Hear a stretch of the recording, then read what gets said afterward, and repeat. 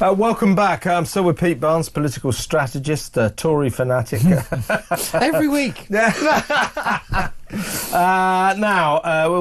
not argue about the Tories. No. Actually, I don't think there's anything this week, is there? Actually, I could get you on Kemi Badenoch's dreadful performance at PMQs on Wednesday, but I'll let you off that. I'll leave that hanging in the air. She wasn't very good, to tell you the truth. But never mind, she's not the story this week.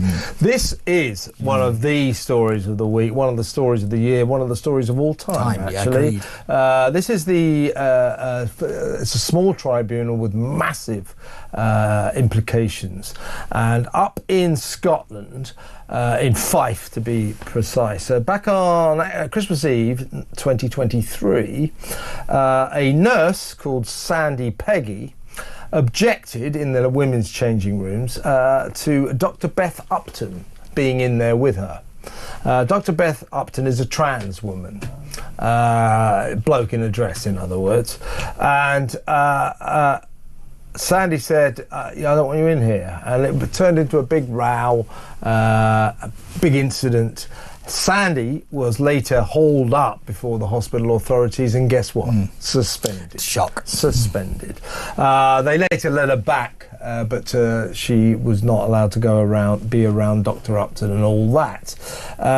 Now, Sandie Peggie, to her credit, in my view, has taken this all to a tribunal, and it all revolves around whether or not a man should be allowed into a woman's safe space, and whether or not a trans woman can say, I'm a woman. Dr. Upton, a medically qualified doctor, says I am a biological female, and that the term biological male and biological female is virtually medically meaningless. No, it's not.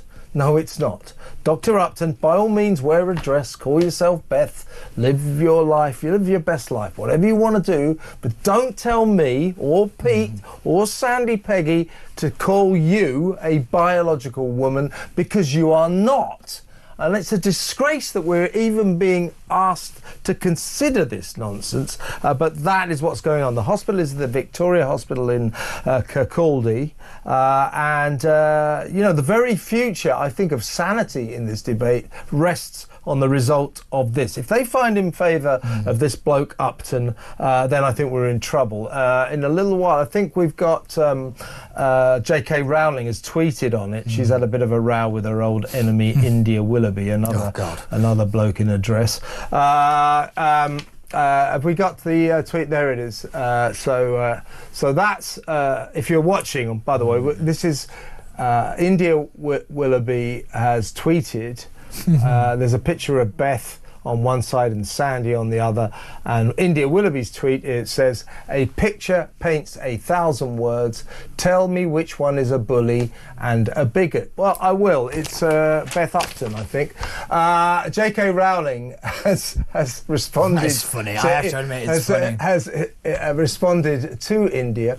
Roses are red, violets are blue, Upton's a man, and you're a bloke too.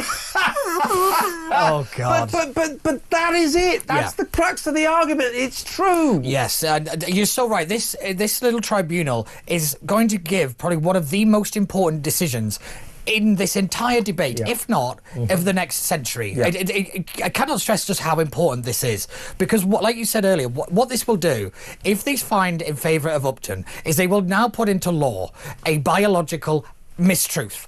A fact that everybody knows is not true, because that's why this trans debate is so important, because everyone always says, why are you only bothered, it's only like 2% of the population or whatever.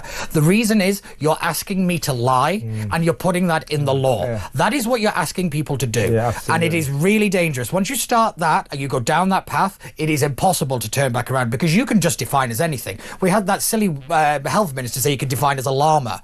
You know, that you cannot in one breath say, oh, a man can be a woman, and say, oh, well, you can't be a llama. You've opened the door to this nonsense.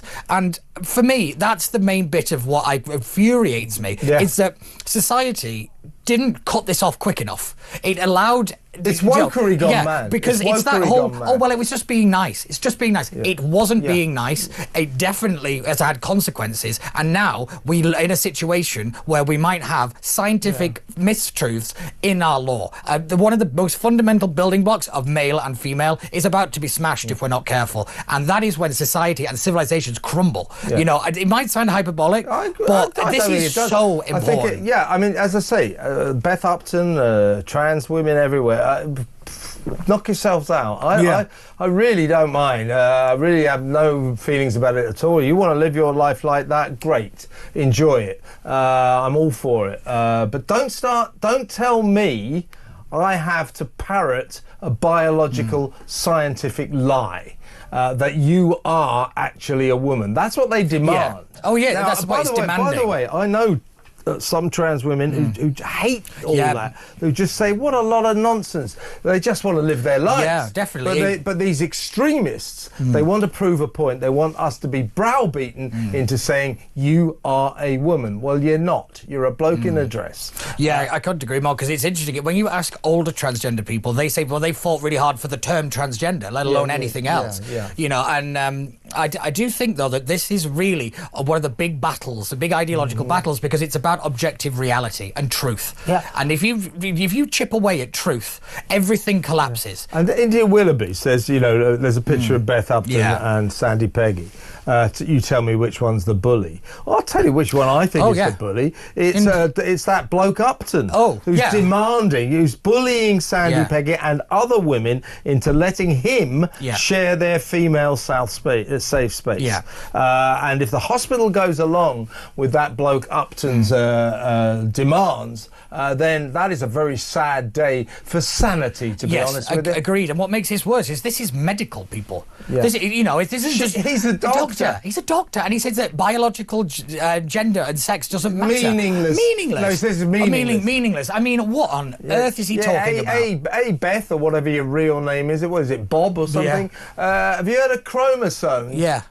Maybe, I know you're medically qualified, but maybe you want to look them up. You know?